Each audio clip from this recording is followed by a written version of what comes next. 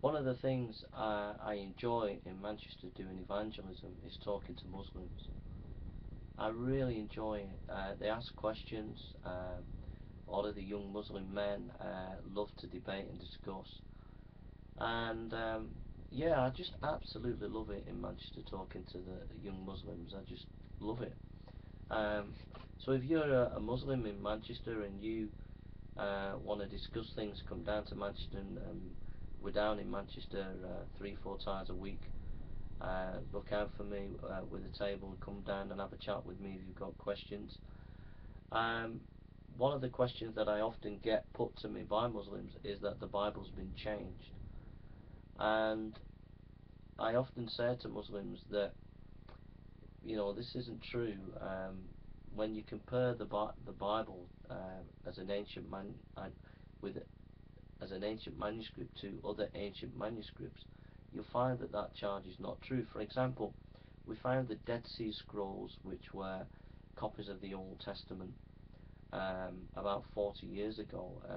A little boy um, in Israel found jars in the mountains of these manuscripts, ancient manuscripts, that pushed back our understanding of the Old Testament over 1,000 years before what we all knew about the Old Testament. And what we found is that it hadn't changed, that they'd been faithful, the scribes, in copying the Old Testament. And then we have the fact that there are over 5,000 ancient manuscript copies of the New Testament, and so we're able to piece together the New Testament. Now, there are Bibles translations that are different, and there are manuscripts that have some differences in, but then there's nothing that affects the main body of what we read in the New Testament. So this charge that the Bible's changed is just not true at all, and as Muslims, it's not a fair argument. I found when Muslims are using this, they're not using the Quran, they're not using the Hadith. When they're using this argument, they're using their own mind, and they're using scholars in the West that Muslim scholars are using, such as Bart Ehrman.